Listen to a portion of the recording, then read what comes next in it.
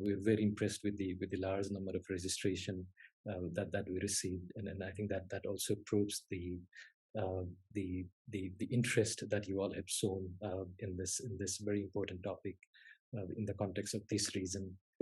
So with no doubt, we do understand how important loss and damage is in our context, in the context of Hindu Kush Himalaya, in the context of the South Asia, and we are very happy to have a distinguished panelist with us that I'll wait for our moderator to introduce later. If not, then I will have to take that role. But I think without any delay, since we already have a Director General, Dr. Pema from ICIMOD, so maybe I will hand over to Dr. Pema for his opening remarks, and then we will continue the discussion. Dr. Pema, over to you.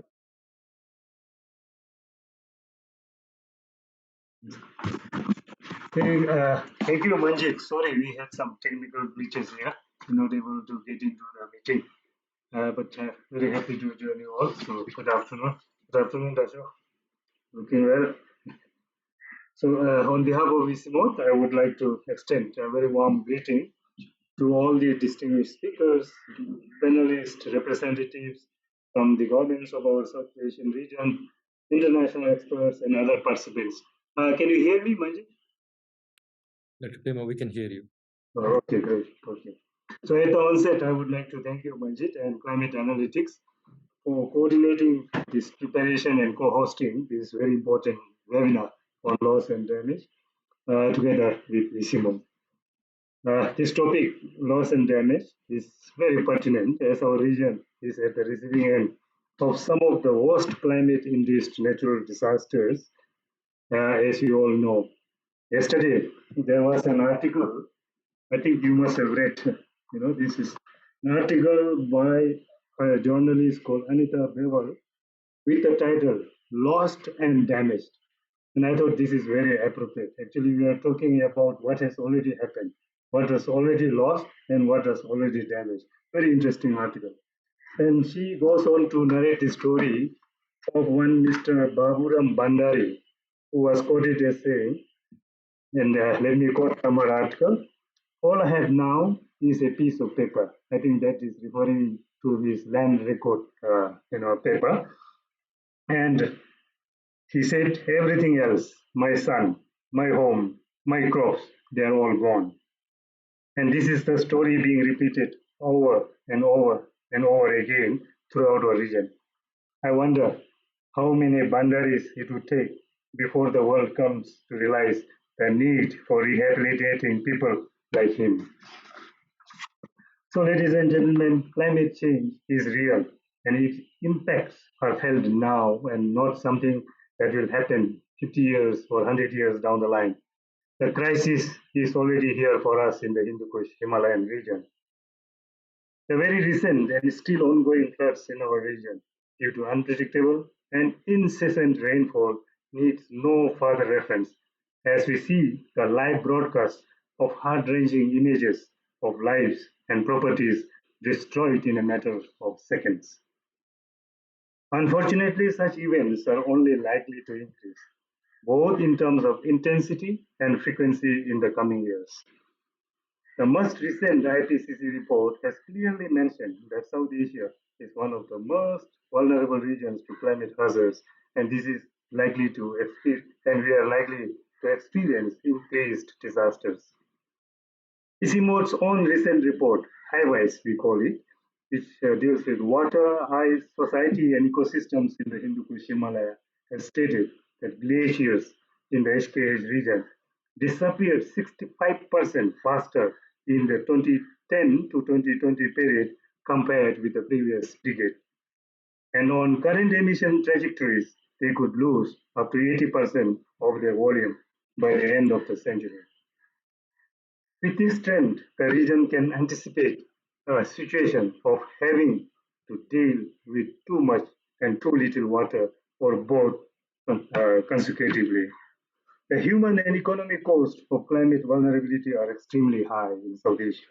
According to the World Resources Institute's Global Flood Analyzer, floods alone could cost the region as much as US dollar 215 billion every year by 2030.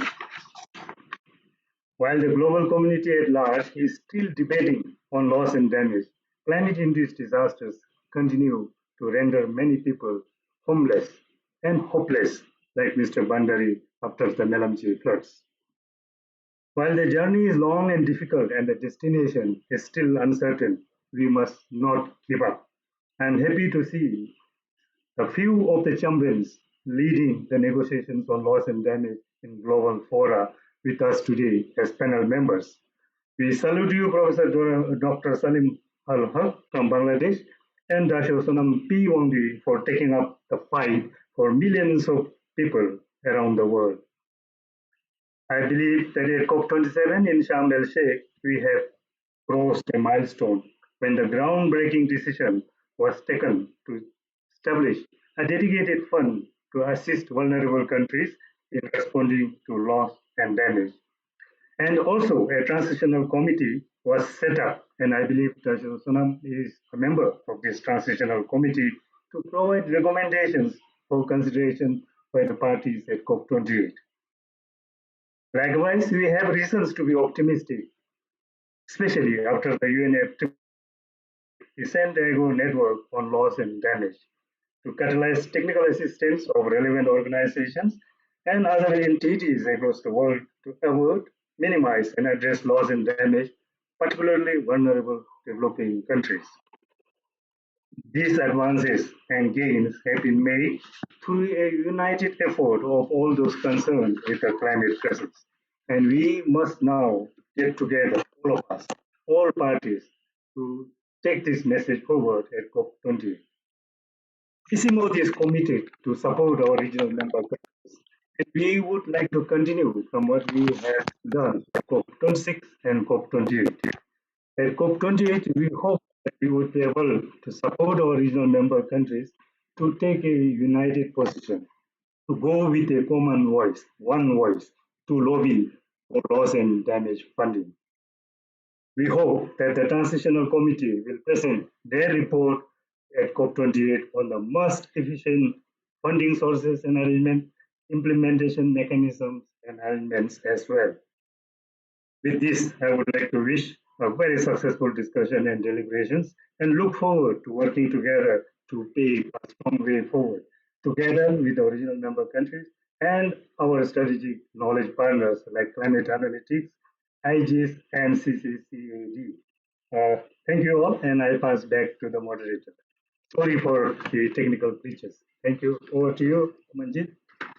Thank you, Dr. Pema, and thanks for those very important remarks, and also the note that you presented about the lost and damaged, the article that was published last Friday. So we are very pleased to have Sonia ji here, the editor of Nepali Times, who is the editor of that newspaper that has covered the article. So yeah, maybe without any delay, I'll pass to Sonia ji to moderate the discussion. Yeah, and I'll get back later. Thank you. Thank you, Dr. Manjit. And I'm so sorry for some technical, last-minute technical error. Just want to confirm with Dr. Manjit if we're moving on to presentation next. Yes. Okay. So in that case, now I call upon Dr. Mandira Shreya. Is she already? Oh, yeah. Okay. So she's the program coordinator for the Climate Services Initiative at ICIMOD. She will be presenting the latest scientific findings on loss and damage in the context of the Hindu Kush Himalayan region, including ICIMOD's contributions in this area. Dr. Mandira, the floor is all yours. Well, thank you very much, Sonia. Very good afternoon to you all. I'm extremely delighted to be part of this webinar and to make this presentation to you today. Now, as you know, the Hindu Kush Himalayan region is a global asset for food, energy, and water, and cultural heritage, as well as rich biological diversity. And there are two weather systems, the westerly as well as the summer monsoons, that affect our climate. Now, in the climate context, when you look at it, we see that, according to the recent HiWise report that our DG also mentioned, the average climate, the temperature is increasing by the order of about 0.28 degrees over a decade, and this is the data from the last half a century. And also a report that was launched in 2019, the HiMap assessment report, does show that the HKH region is warming much faster than other regions. Even when you're looking at the 1.5 degree world, is 0.3 degrees higher in the HKH region. So what does that mean really? Well, the HKH will be warming much faster than the global average, yes, and that it is more warmer in higher elevations. There's temperature dependent warming. Now, in terms of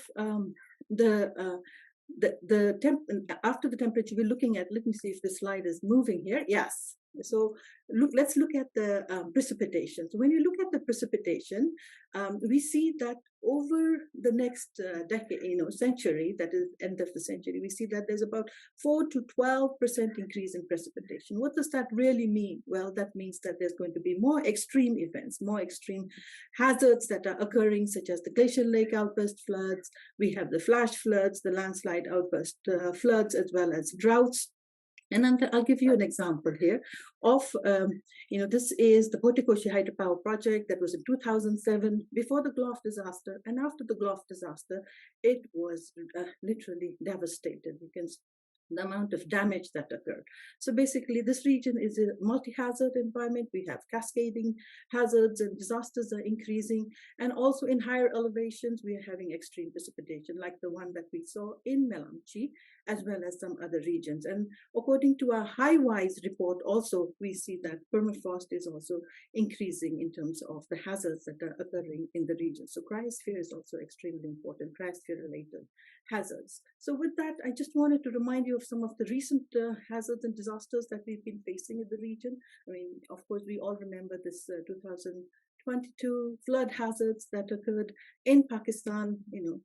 Basically more than 33 million people were affected. The Himachal floods just last week, a month, where more than 100,000 of the tourists had to be put in different places. The Chamoli disaster in India in February of 2021, with it devastated many hydropower projects downstream, and then the Melamchi hydropower, the project that basically devastated a lot of infrastructure downstream, the Melamchi water supply project. So these are all cascading events. Now let's look at the loss and damage. Of course, I took these numbers out from what I could get from the resources, from the literature. And then I see that, over the last decade or so, just with those 4 different floods that I just mentioned, there were more than 10,000 people that were killed. A large amount of people, and economic loss also extremely high. So therefore, basically we're looking at, economic loss where, there's economic loss as well as we have non-economic loss. But what we see is that there is no framework as such in place in the region. Yeah. So what is ICIMOD really doing about this? Well, as our DG just mentioned earlier, yes, we have been present at COP26 as well as COP27, helping our countries in terms of advocating for this to be in the main agenda, loss and damage to be in the main agenda. And also we've been participating in the Transitional Committee on loss and damage, and also to the Santiago Network. We've also been,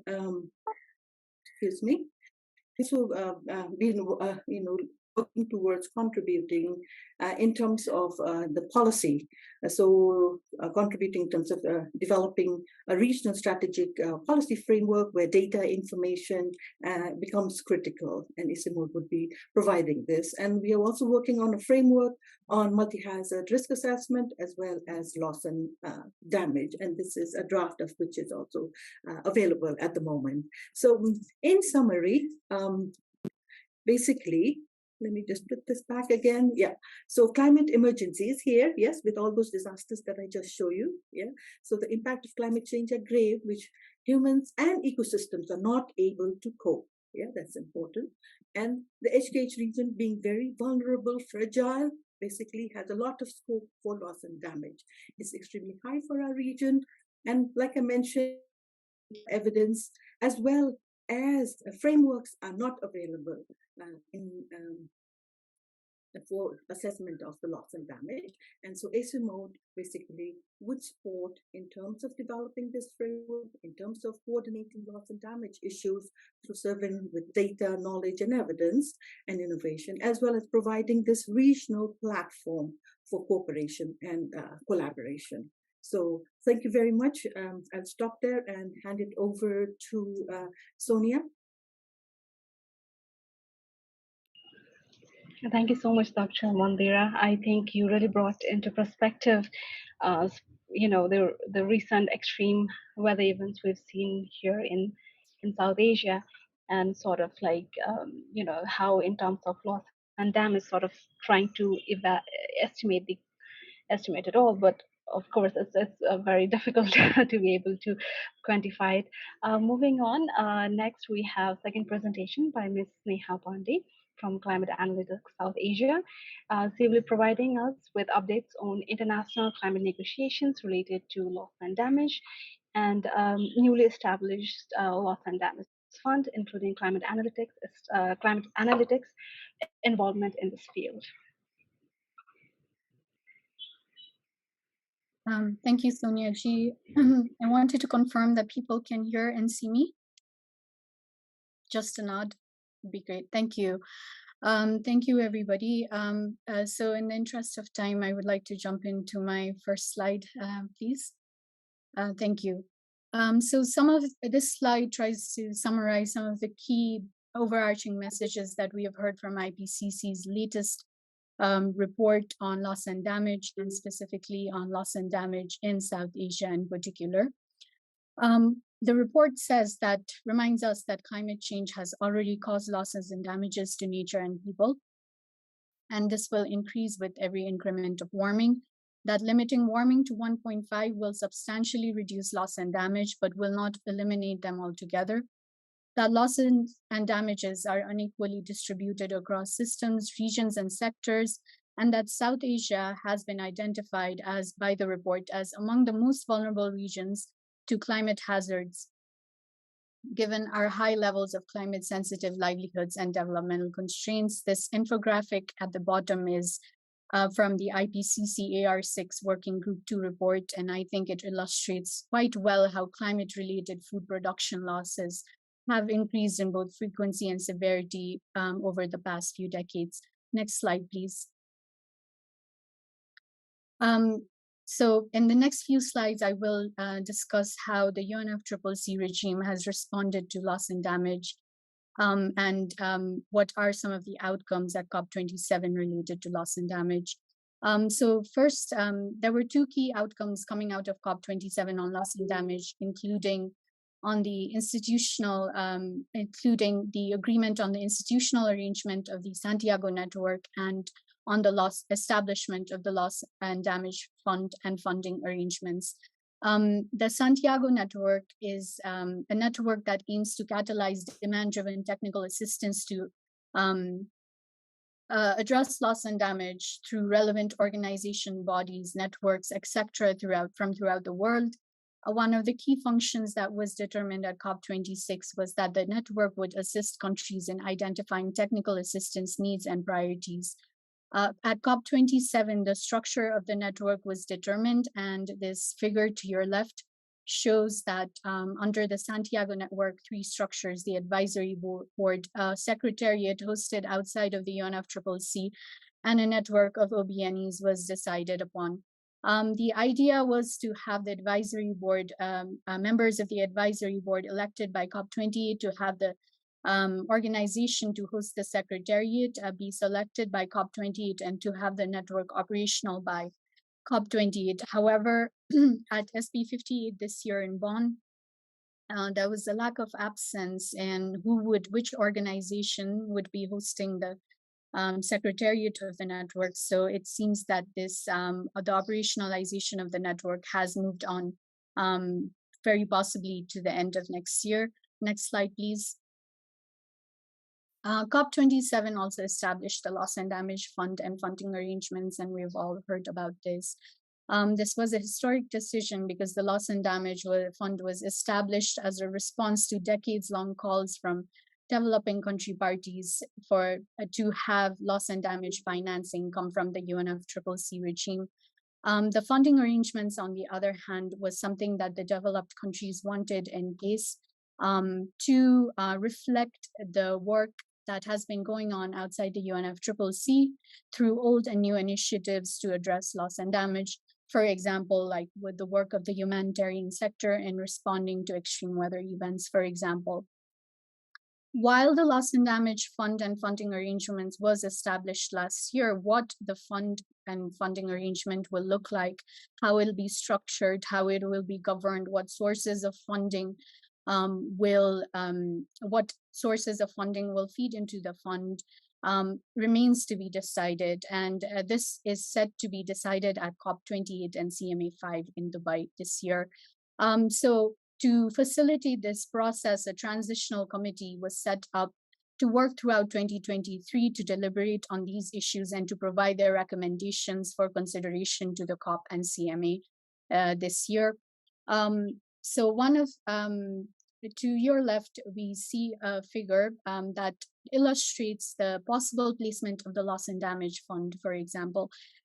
This is one of the deliberations that is happening among the transitional committee members about where the Loss and Damage Fund should be placed, whether it should be a standalone fund directly under the financial mechanism of the UNFCCC and Paris Agreement and parallel to the GEF or GCF, or if it should be placed under already existing institutions such as the GEF or GCF fund under the UNFCCC, or placed outside the UNFCCC altogether.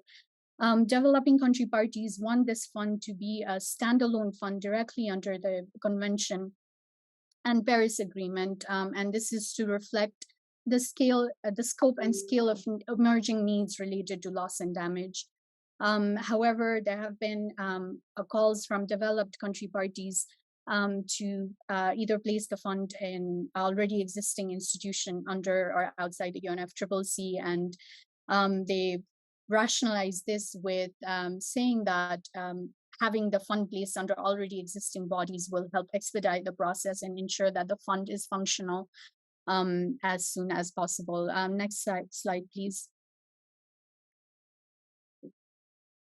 In addition to this element about the placement of the fund, other issues under discussion within the transitional committee is the scope of the fund, whether the fund will cover both extreme weather events and slow onset events arising from climate change. It is the position of developing country parties that the fund should provide comprehensive coverage of all events related to climate change, including the spectrum of response, relief, reconstruction, recovery, and rehabilitation. There have been some calls of inclusion for preparedness as well. There is some members of the developed country parties, however, want to see early response to extreme weather events under humanitarian response outside of the UNFCCC, because they feel like the system there is robust enough to handle, and that they wouldn't need, and that it would be replicating that system if we try to respond to those under the UNFCCC as well. There is broad consensus that the fund will cover both economic and non-economic loss and damage. There is there is discussion around the governance of a fund, whether a resident board is needed or not, on the size of the board, on the composition of the board, on the ratio of developing versus developed country parties that we want to see on the board, on the responsiveness of the board to the mandate of the parties, as well as the functions that can be delegated to the board versus the secretariat. There is discussions around eligibility and access, with some groups particularly concerned that lack of data, lack of capacity, or lack of technical ability should not act as a bottleneck of access to the fund, like it has in some cases with previous funds under the UNFCCC. There is broad consensus that the fund should have simplified and quick access, and some called for even direct budget support instead of having accreditation processes in place, which can be quite lengthy and not always financially the most efficient. Under sources of financing, this has been one of the most contentious issues that is under discussion. Whether public financing should come from developed country versus big emitters is a question that is being discussed still. Whether fossil fuel industries and other private sectors have a role to play, whether international levies have a role to play, and developed countries in particular want to see the ability of a wide range of sources to be able to contribute to the loss and damage fund and funding arrangements. This is, of course, something that cannot be resolved just at a technical level, and there is a lot of political will required to move this conversation on sources of financing ahead. Finally, there is discussion around what sort of financing instruments would the fund allow. For example, would the fund and funding arrangements be solely focused on grant-based financing, or whether there would be conversations, whether there would be concessional financing allowed or other non-based grant-based financing, for example. Next slide, please. This is my final slide, and we're just briefly outlines the elements of discussion under the loss and damage funding arrangement. So under this discussion, one of the key questions that is being deliberated is whether what is the landscape of funding arrangements, whether there is a role for the humanitarian sector to play, a role for multilateral development banks, a loan for debt treatment, a role for risk pooling and pre-arranged financing, and the role of the Santiago Network, for example, which many see as falling under the funding arrangements landscape. There's also discussion very much about how to hold these actors outside of the UNFCCC accountable to the parties of the UNFCCC and the Paris Agreement. And there is discussion that the Loss and Damage Fund could have a central coordinating role on this. Finally, I'm not going to go into the sources of financing and financing instruments for the loss and damage funding arrangements, because it's quite similar to that as for the fund. So in the interest of time, I'm going to skip that. And with this, I would like to hand over to our moderator. Thank you. Thank you, Sneha ji. Thank you for walking us through the important details of the loss and damage fund. And because we're a bit behind the schedule, I'll directly go to our panel discussion now. A bit of a sort of a little bit of a, before we get into that, I just wanted to put in context why this is even more important at this point, is that, the COP27 in Sharm el-Sheikh in Egypt last year set of loss and damage fund, but that was after some 30 years of lobbying by vulnerable countries like Nepal and others in South Asia. And one of the first steps is the designing and operationalizing the fund, for which a transitional committee has been set up. But there are challenges ahead, and most recently, United States rejected to paying climate reparations. So this panel discussion is very much is going to be very important. And let me introduce my esteemed panelists from who are based from all over South Asia. First of all, let me introduce Sonam P. Wangdi. He's the former secretary of Bhutan's National Environment Commission and LDC chair and Transitional Committee member. He brings with him a wealth of experience in the economic sector at policy enforcement and corporate domains with 35 years of experience. We have Ms. Khadeeja Naseem. Please correct me if I'm spelling some of the names incorrectly. She's the State Minister for Climate Change, Ministry of Environment, Climate Change and Technology, Government of Maldives. She has previously worked on projects funded by World Bank and UNDP, and has extensive experience in climate finance and disaster risk management. Next, we have Professor Salimul Haq. He's the director of the International Center for Climate Change and Development and professor at the Independent University Bangladesh, as well as senior associate of the International Institute of Environment and Development in the United Kingdom. In addition, he is in the advisory committee of COP28 president at UAE. We also have Dr. S.V.R.K. Prabhakar, who is a senior policy researcher at Institute for Global Environmental Strategies in Japan. He has over 15 years of extensive and diverse experience in the fields of climate change adaptation and disaster risk reduction.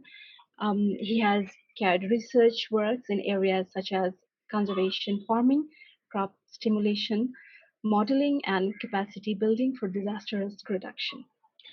Um, Last but not the least, we have Shreya Casey, who is a member of the Loss and Damage Youth Coalition and advisor at Nepalese Youth for Climate Action.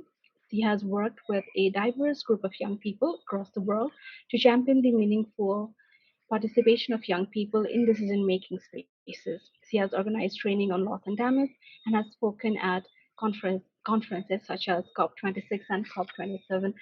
Welcome to all of our panelists. Um, so I would like to start with Mr. Sonam P. Wangdi. So, it is very much established now that mountain communities are very much vulnerable to even more vulnerable to the impacts of climate change. And coming from Bhutan, the impacts of climate change, they are, they are long-term glacier retreat, which reduces freshwater availability to short-term weather extremes like flash floods. Drawing from your own experience and your work under the Transitional Committee to design the Loss and Damage Fund and funding arrangements, how do you see this fund addressing loss and damage from such diverse impacts that often manifest over varying timescales?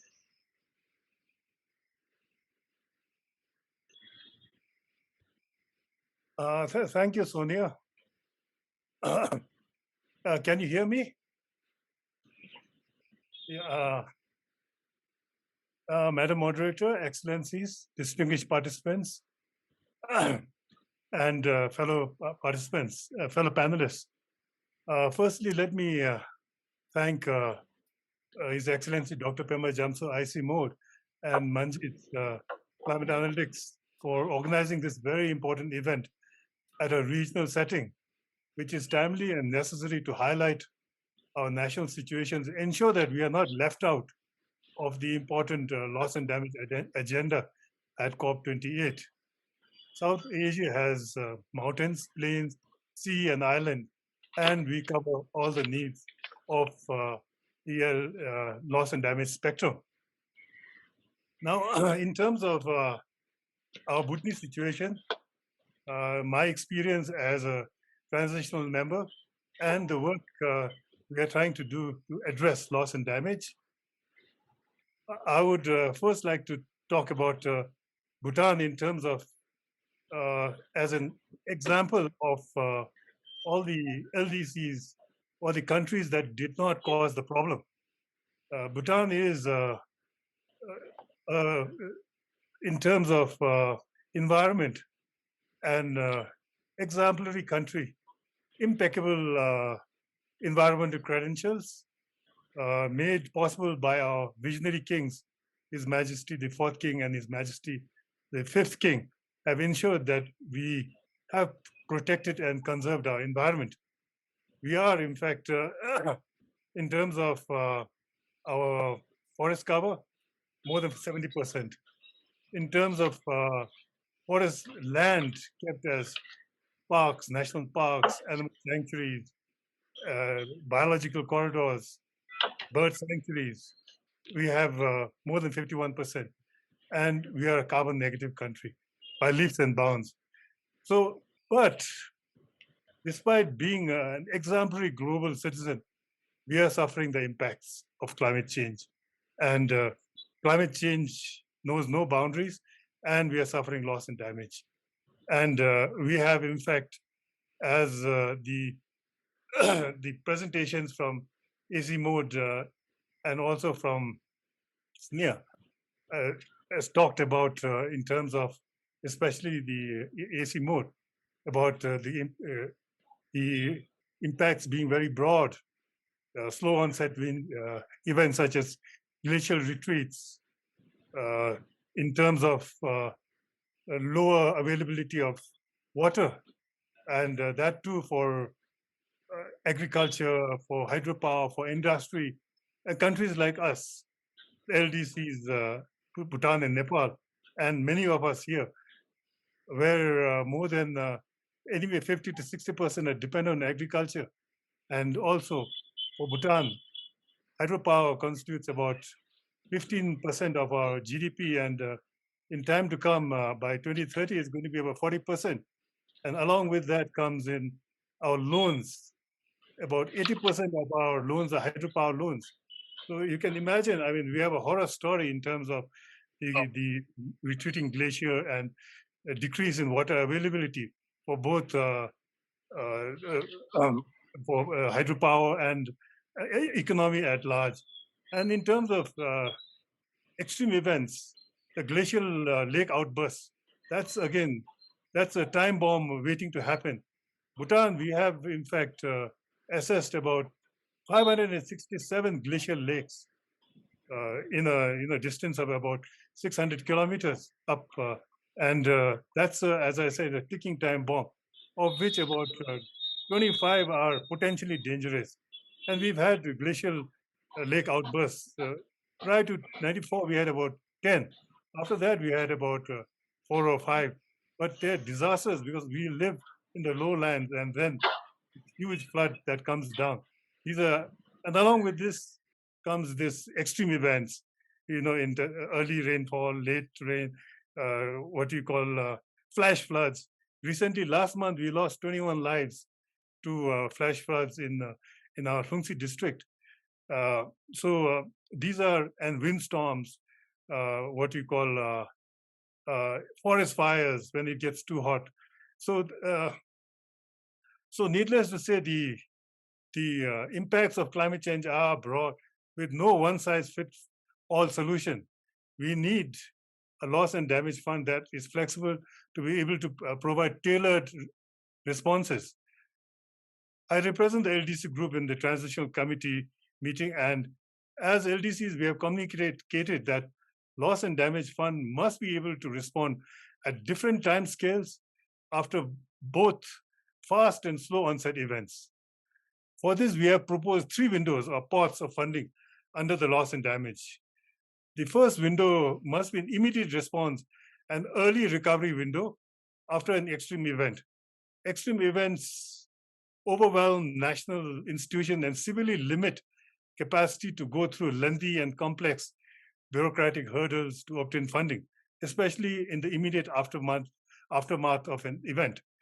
To ensure that vulnerable countries are not overburdened during this period, we suggested that, as with the humanitarian sector, government emergency appeals should be sufficient to activate funding flow from the loss and damage fund. This will mean that countries will not have to go through lengthy procedures of application. The window will act as a safety net when extreme events happen. The second window is a mid-term recovery, reconstruction, and rehabilitation window that will support vulnerable countries in responding to specific weather events once the immediate response has concluded. No separate application process would be needed for this. Rather, this would set into motion as response under the first window, as under the first window would be concluding. Finally, LDCs have proposed a slow onset window that would allow vulnerable countries to recover from slow onset events as well as its ongoing impacts. In order to be able to respond in a commensurate manner to the scale of impacts, it's important that this fund be a standalone fund, parallel to GEF and the GCF under the UNFCCC. Because the first window requires rapid response, we see a resident board in place for the loss and damage fund that will be able to make quick decisions for fund disbursements. We see the second and third window addressing programmatically defined needs from extreme weather and slow onset events. These windows would address both economic and non-economic losses and damage. To ensure that countries are not further burdened, the fund should provide grant-based support. So this is what I have for your first question, Sonia. Thank you, Mr. Wangdi. Very much what we just heard, I think, in terms of kind of immediate and long-term disaster all of us in the region can relate to. Now, moving from the mountains to the seas, so to say. Our next speaker, Miss Khadeeja Naseem, your very existence is now threatened because of the increasing ocean expansion. So for low-lying countries like the Maldives, even small increase in sea level can result in permanent loss of land and displacement of vulnerable communities. In your work with Transitional Committee, how are such irreversible impacts of climate change being discussed and addressed? And how will the fund meet such permanent losses? And before going further, could I ask our panelists to limit their answers to 3 to 4 minutes, since we're running a bit behind the time? Thank you. Thank you, Sonia. I hope you're able to hear me well. I would like to first thank Climate Analytics for this wonderful opportunity to speak at this event. And I just want to highlight how climate change is an environmental, an economic, and a security issue for countries like the Maldives. You know, our islands are made on top of coral reefs. The marine life in our oceans sustain us. The reefs protect us and they provide us food. And it also gives us income.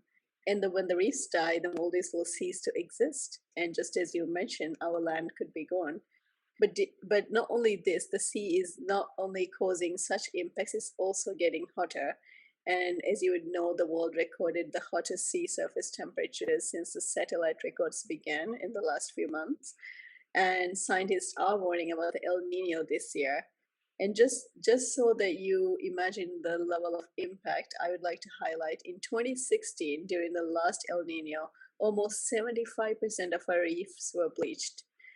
And so this is causing coastal erosion because of the increased wave energy. And there's flooding like we've never experienced before. And this is the world only at 1.1 degrees, and we can barely cope with that. And we also know that the global greenhouse gas emissions has to peak before 2025 at the latest. And this is also not on track. And just to put things into perspective, 2030 is 7 short years, or in more alarming terms, it's a mere 76 months from now. So when we're talking about this 1.5 degrees, we're really talking about whether our country would remain functional or habitable.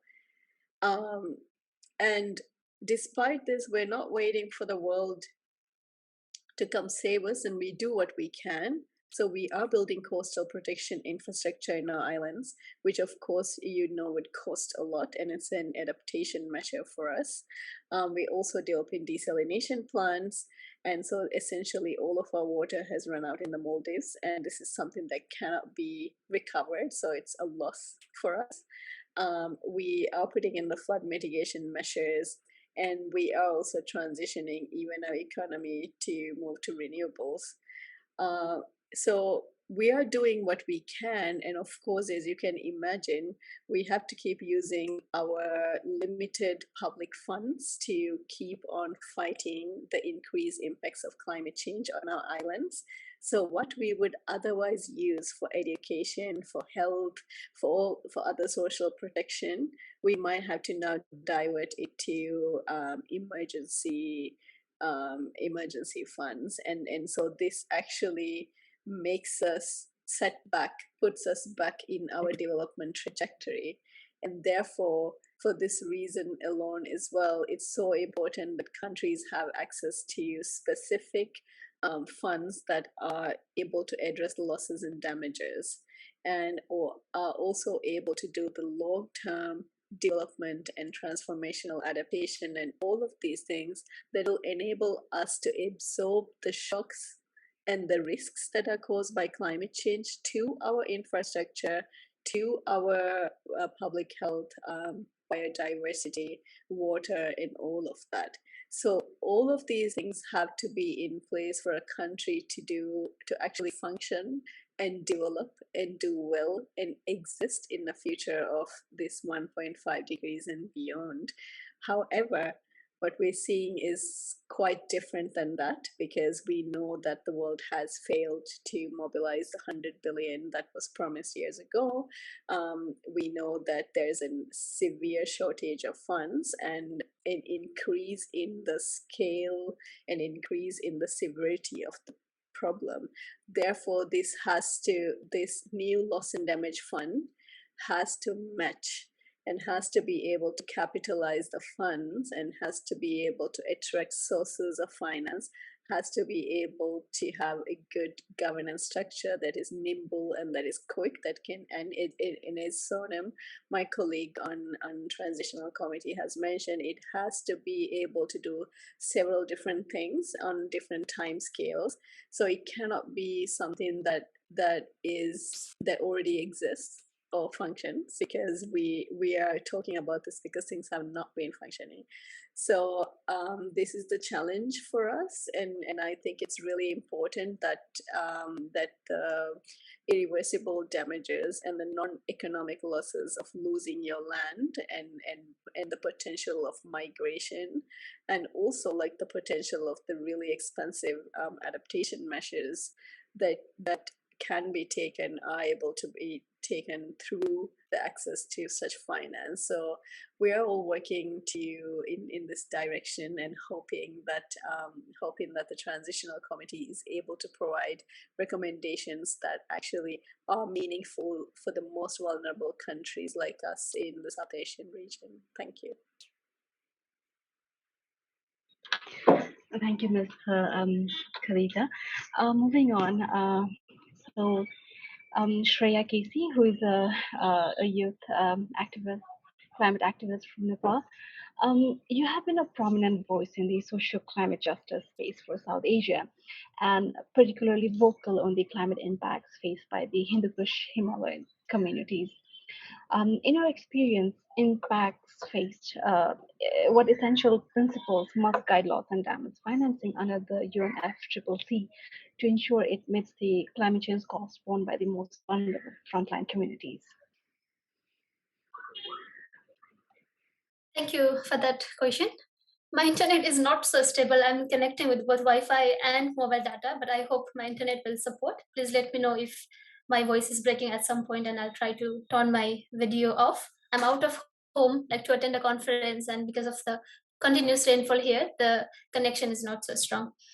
Yeah, thank you for that question again, and I appreciate the effort of Climate Analytics and ICIMOD in organizing this webinar from the perspective of South Asia and what needs to be prepared as we go for COP28. I believe that it will be a part of our homework as we prepare for COP28 and make sure that our voices are heard, and also we get the decisions as we need. And thank you again for inviting me to be a panelist. It's truly an honor to be a panelist in this session alongside people who has been leading the voice of South Asia in the global negotiations. So yeah, I think I have never like thought that I will be a climate activist. I always been a like silent and introverted girl, but then when I knew about the horrors of climate crisis and what it how it is already impacting my community, my people in Nepal, not just in Nepal, beyond Nepal, I could not go back to my normal life. And then I have been a full-time climate activist to a point that sometimes I have to remind myself that there is a life outside of climate activism. So this is also like a form of intergenerational injustice for young people like us who has done nothing, but then we need to bear the burden of doing action, to be, to do more and more in this fight. So experiencing the impact of floods and landslide from an early age, it had an unprecedented impact on me since I was a child. There were times where I could not go to school because of the continuous rainfalls and flooding in nearby rivers. My hometown, Solukhumbu, it lies at the lap of Himalayas, and it is home to the world's highest mountain called Mount Everest. Nepal itself is synonymous to mountain because we have 8 of the world's 14 peaks, and with like more than average global warming in the Himalayas, the glacier melting has accelerated, and it has created new glacial lakes, and also the volume of water is increased there. So the people who, like us, who live in the downstream community, we live in the constant fear of being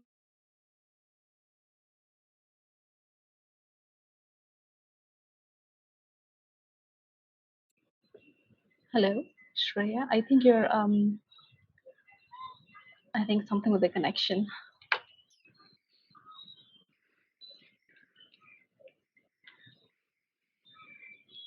More than 20 actually like outburst flood, and still we cannot predict when this loss and damage. I think it is important for us to understand that why we are talking about loss and damage and this broader like climate change as a whole. Since 2 decades, we have been doing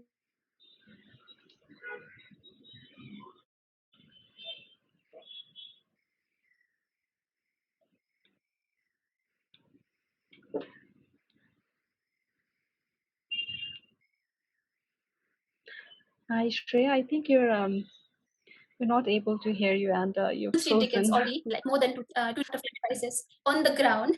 Sorry, can you hear me? Yeah, it's okay now. Yes. Okay, thank you.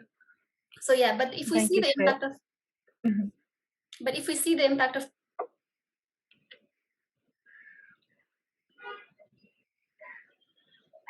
Um,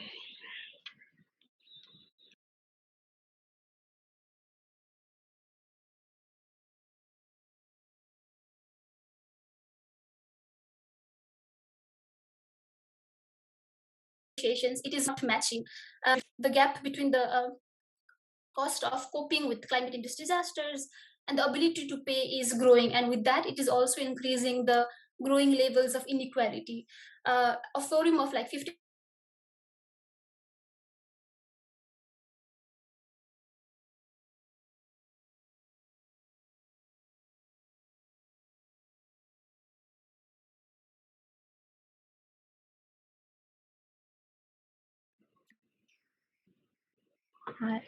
Shreya, you cut or off wealthy again. had not been impacted by climate crisis, and there are being one.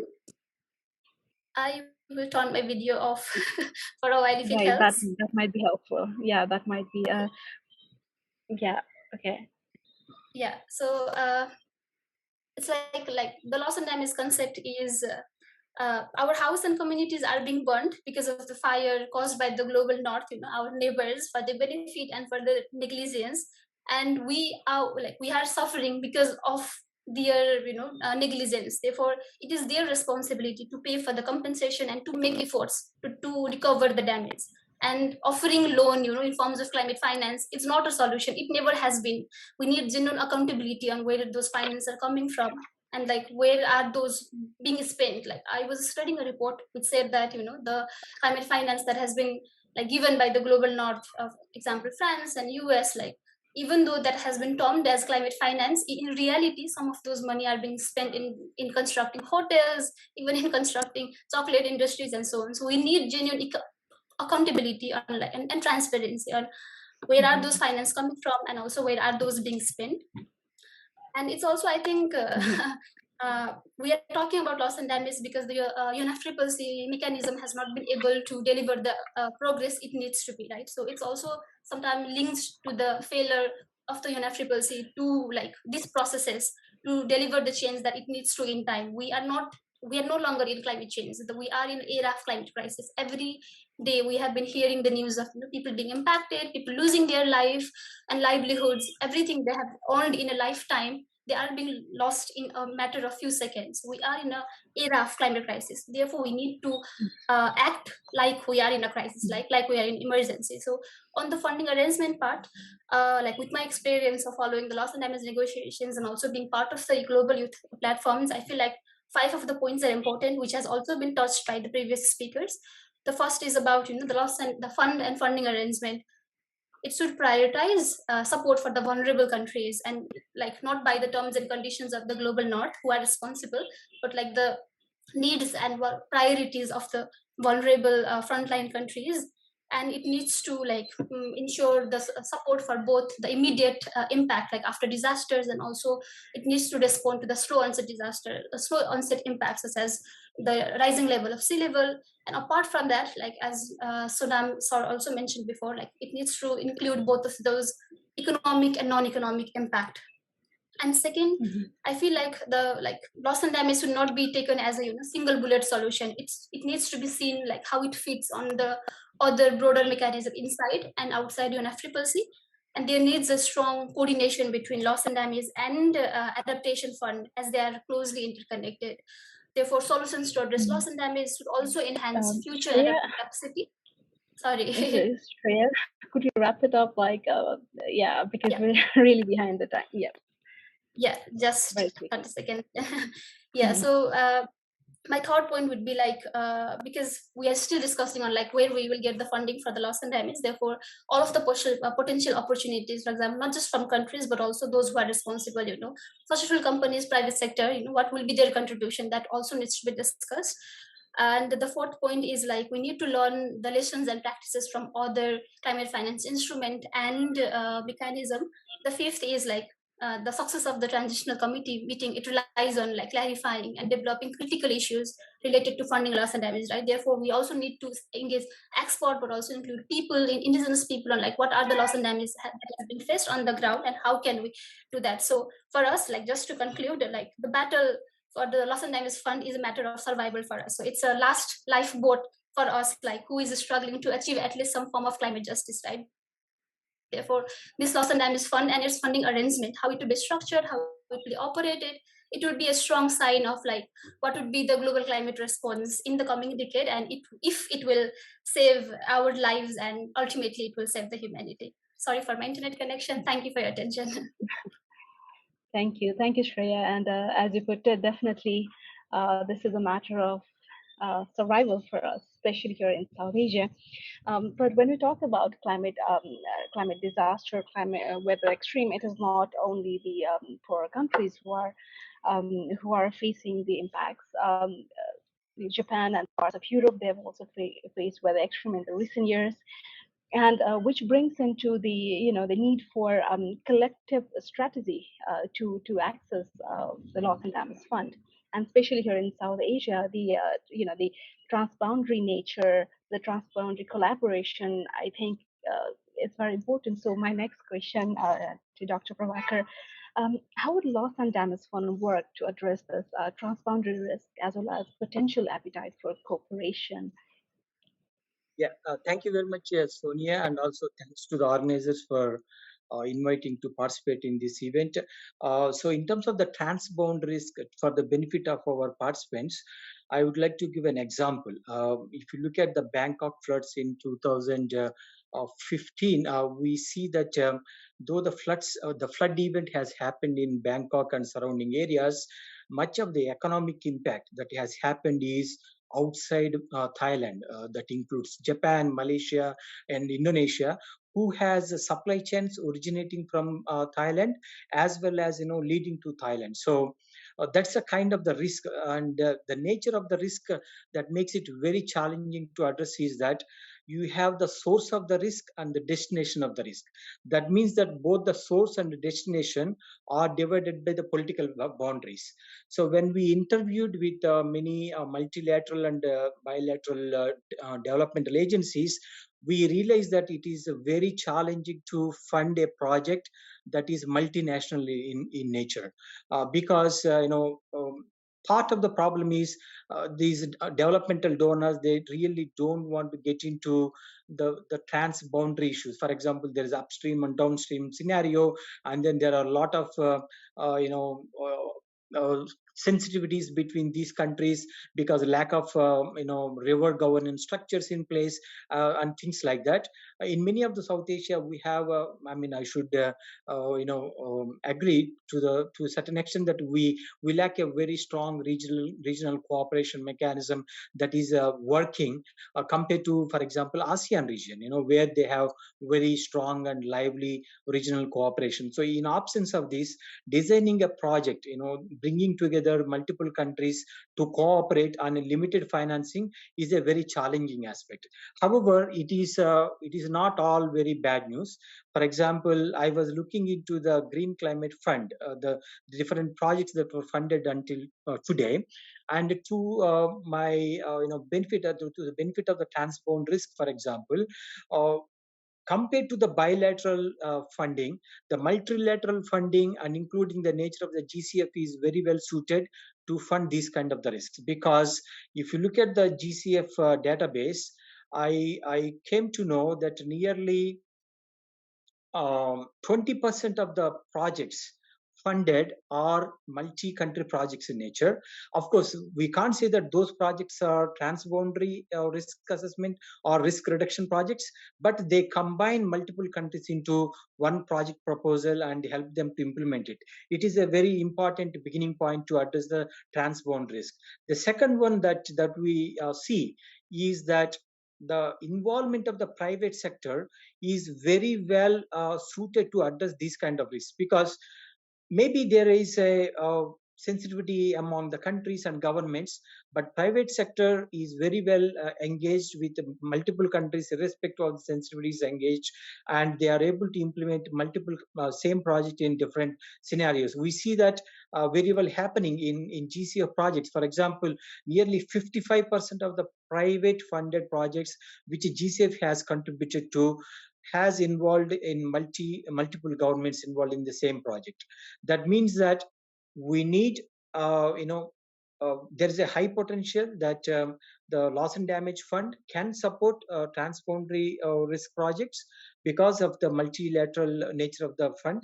Secondly, if it can engage by appropriate incentives and bring the private sector, that can also enhance the implementability of the projects in a very difficult situations. So I stop here and I'll be happy to answer any questions.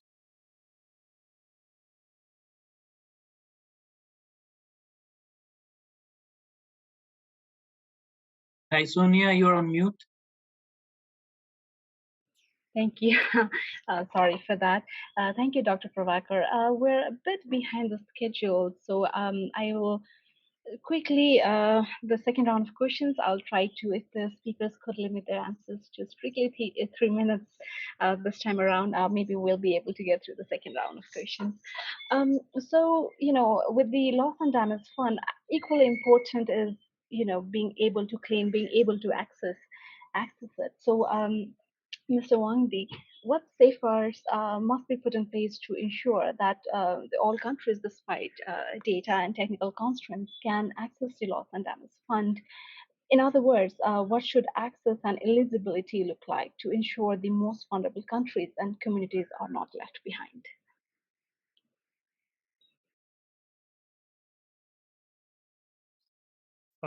Thank you, Sonia. Can you hear me? It is crucial to ensure that all vulnerable countries are able to access financial resources from the LDF despite technical or capacity constraints. We all know that some of the most vulnerable countries to climate change, like the LDC, have faced significant hurdles while trying to access financing from existing funds like the Green Climate Fund. While the direct access modality of GCF is somewhat helpful in driving country ownership and improving capacities, it is still prolonged with heavy requirements. So what I suggest is simplified and quick access will be more important than ever for loss and damage fund, as the fund needs to be able to respond immediately after extreme weather events. Accreditation of NDAs and DAEs can be time-consuming and often not financially efficient. Therefore, LDCs see an alternative route where this fund will provide direct budget support to designated national ministries. This is how we are looking at it. Accessibility bottlenecks also include lengthy, resource-intensive, and data-heavy application requirements that often discourage or disqualify countries with limited capacities or data availability from applying.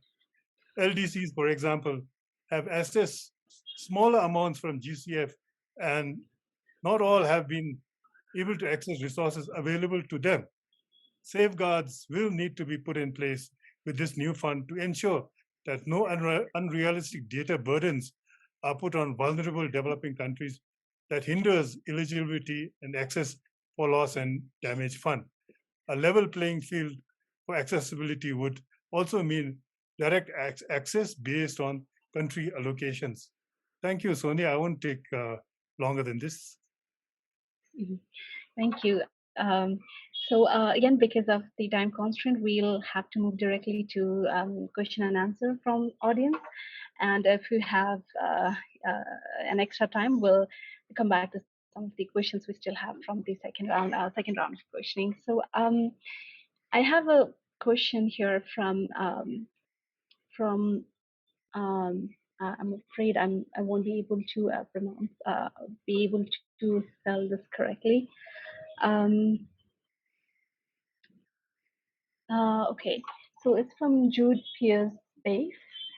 I want to ask, will the global north be more proactive and realistic towards redeeming the pledges and promises made during COP26 and 27? Sorry, is it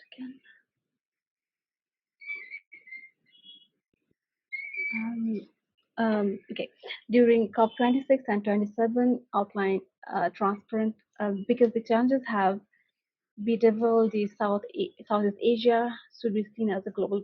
Okay, afraid the question keeps disappearing.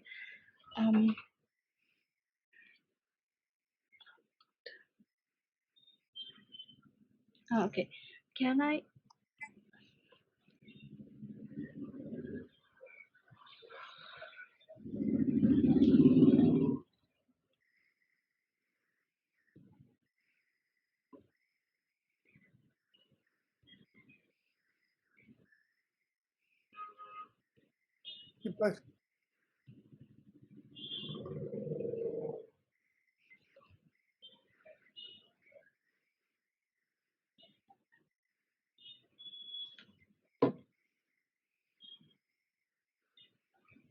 Hello. Sorry for that. I think Dr. Prem wants to. He wants to speak. Or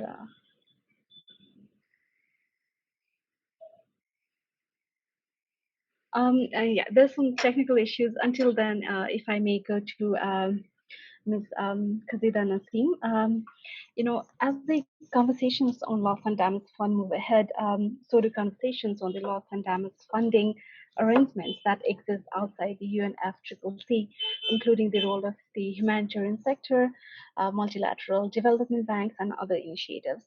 What are the ongoing discussions in this arena, and how can parties to the UNFCCC ensure that these entities outside the UNFCCC fulfill the agreements made? Thank you, Sonia. And as you all know, the decision text from COP27 talks about establishment of the fund and the funding arrangements to address losses and damages. And of course, as developing countries, we of course want the fund to be established under the UNFCCC, but we also want the funding arrangements to be in place. And what we mean by that is, for instance, I'll just give the example of the Maldives so you could imagine what we mean. Maldives is an upper middle income country. We don't qualify for concessional loans, so we do have difficulty in accessing finance out there, but we also don't access for grants because we have graduated from the LDC status. And so small island countries like us are put in a situation where we don't qualify for either the grants or the loans, but we also need the fiscal capacity and the fiscal space in our own economies for us to be able to properly address losses and damages. And how can these things be done is some of the things that not a fund could particularly take care of. For instance, we are also a country heavily in debt. So the Maldives would need to, we need to be free of our debt, and the debt burden can only be taken care of bilaterally or to multilateral institutions to which we owe.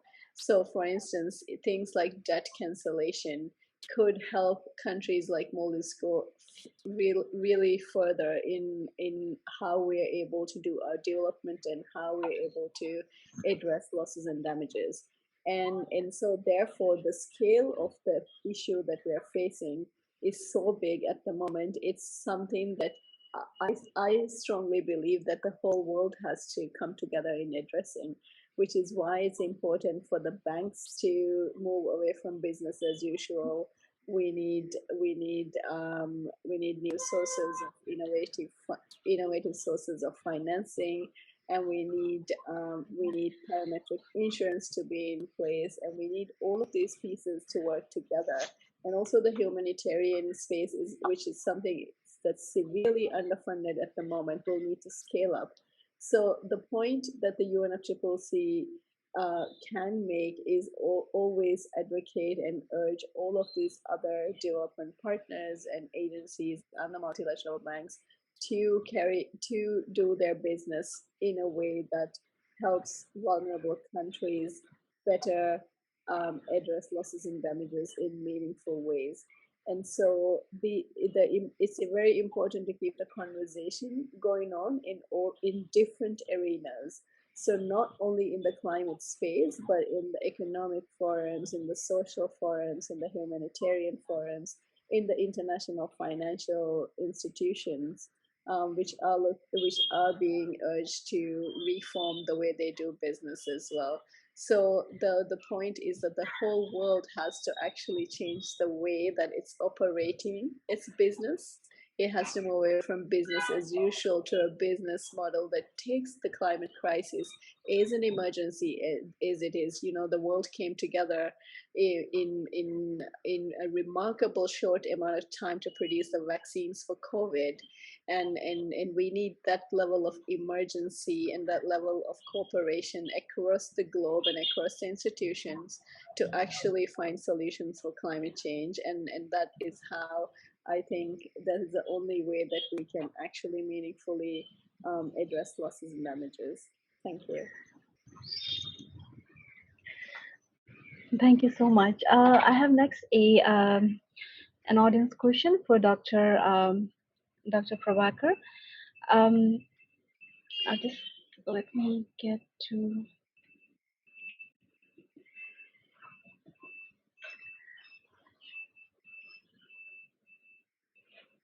Right. Yes. So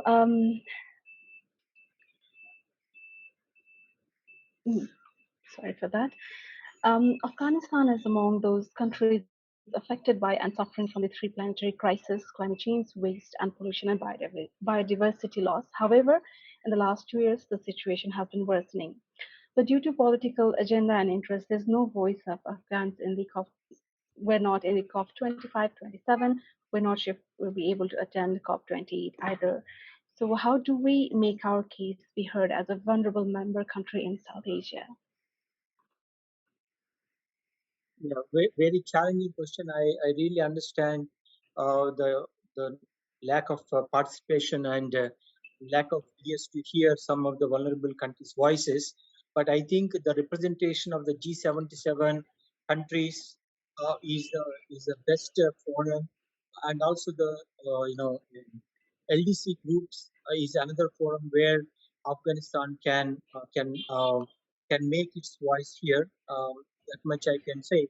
But I'm sure the other panelists will have much better things to say. Thank you. Any other panelists would like to chip in?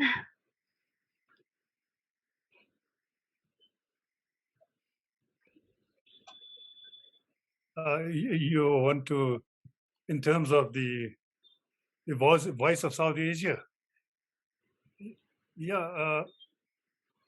Yeah, Sonia, definitely, as Mr. Prabhakar said, that the voice of South Asia is the G77 plus China. I think it's the strongest voice, more than 136 countries together at the UNFCCC. And even at the Transitional Committee, I think we have the developing countries group that is more or less basically G77 and China. So that is by far the strongest voice. And to add to that, the vulnerable part, then we've got, I think, the LDC group, the AOSS, the small island countries. All of them, despite having other memberships also, but they raise the South Asian part too. Thank you. Thank you. I think that was a very a good reminder that the HK is not only climate but also geopolitical hotspot. Moving on to the next question, I have Ms. Shreya. You're following climate action tracking, including tracking of climate finance through the global stocktake process under the UNFCCC. How do you think this stocktake process can ensure the loss and damage finance is delivered to meet emerging scaling needs in the upcoming years? Thank you for that question. So I think, to say it shortly, I feel like the global stocktake, with its name, it's the stocktake of like what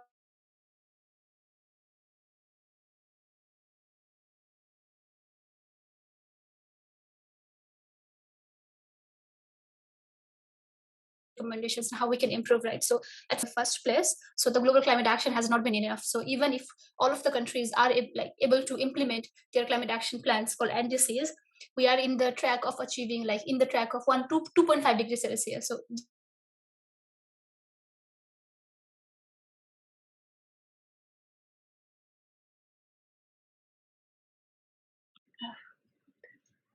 beyond 1.5 degrees Celsius, right? So yes. Sorry, your connection was a bit. Yeah, please continue. Yeah, so what I was saying is, without taking the stocktake of loss and damage, global stocktake is in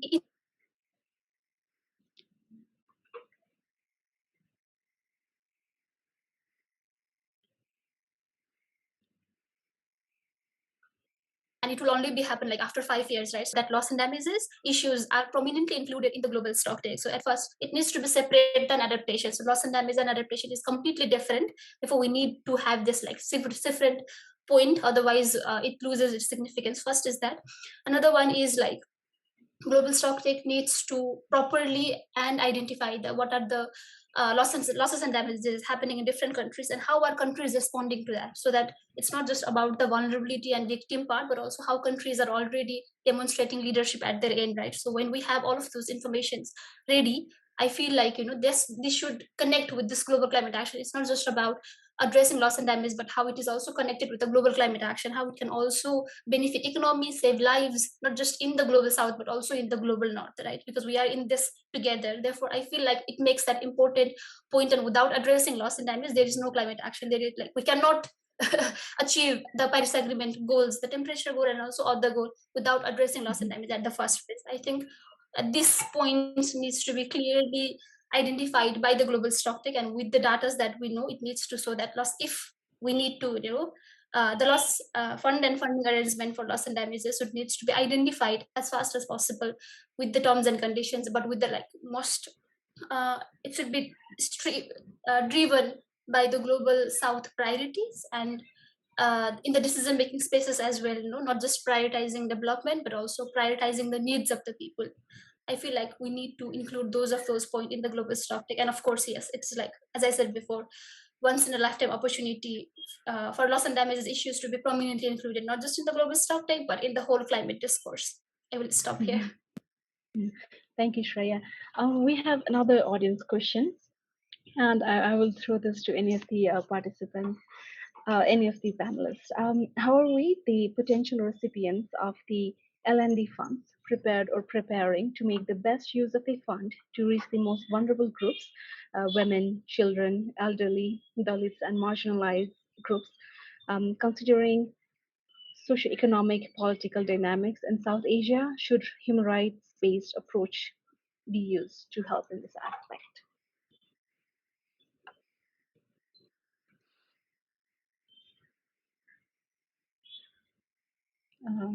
Do we have anyone? Maybe Dr. Prabhakar? Yes, thank you very much.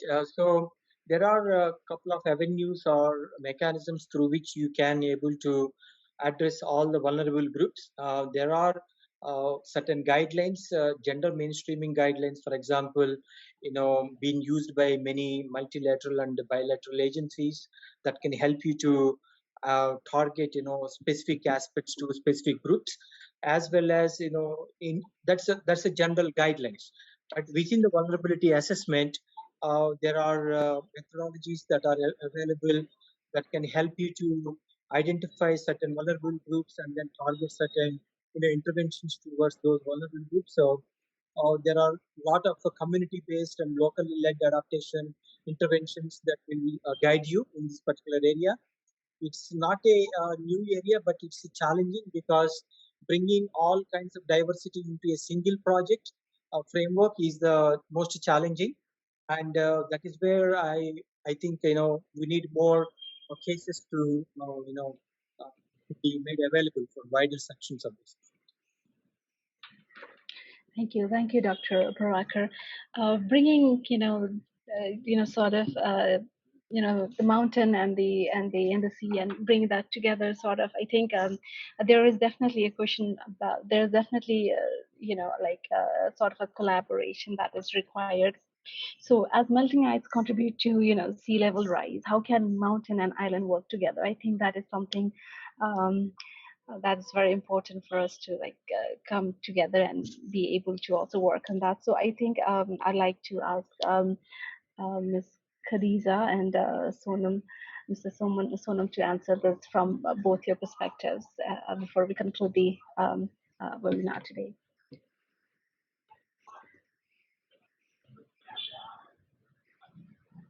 Excellency, you want to go first? Thank you, Sonam. I can go first, no problem.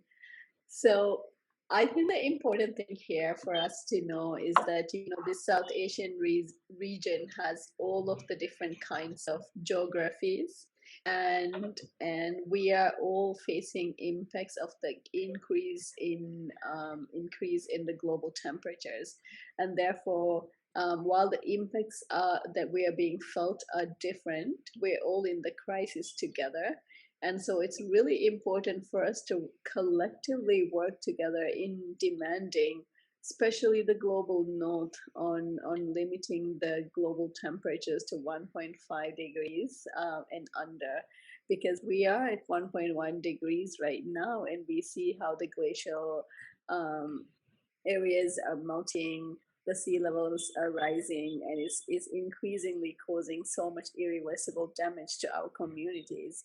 And the bottom line of it is the reason why we are at loss and damage is because we couldn't mitigate and we couldn't adapt in time. And now, unfortunately, we are just in a very short period of time. Like even the latest IPCC report says that there are limits to in the window of opportunity for adaptation. So we are in a critical few years here, the 7 years here, the 2030 is not far. And the thing is, the best possible scenario is for the world to actually control its emissions and lower the global rise in temperatures. But in the case of that not happening, then we also need to collectively work together, because climate change is transboundary. It's only the only difference is when climate change impacts the water system of a country in the global north, and the same affects an island in the Maldives completely losing its freshwater levels, or our water is not available anymore. The only difference is in our adaptive capacity, is in our access to technologies, in our access to knowledge, in our resources, and how we are able to address these. So I think we have tremendous potential here for countries like us. Although our situation is different, we can work on collectively increasing our collective capacities and in resources and in our regional cooperation and our abilities to come together to address the impacts of climate change. Thank you.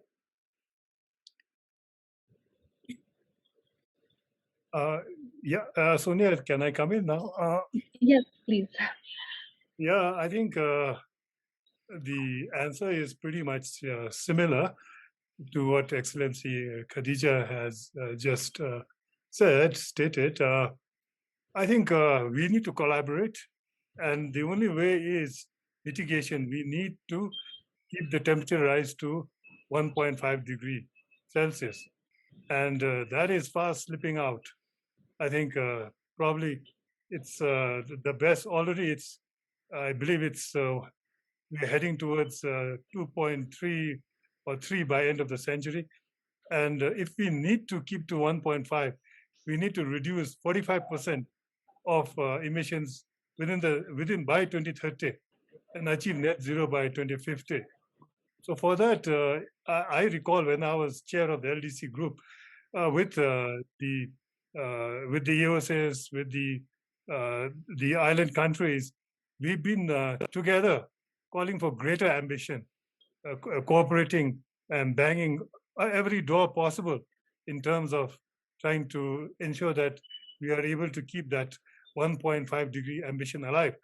Because if you talk about now adaptation, we are in a loss and damage scenario. The limits of adaptation has been reached. We cannot. The water is going to dry up in the mountains. The glaciers are going to melt. The island countries are going to go under. God forbid, but it's a 1 meter or 2 meter rise, and many of them are going to be under the sea. So there is not much we can do, but pray and ensure that we are able to keep that 1.5 degree alive. So I don't see anything other than that. It's a very difficult, but we have to work together.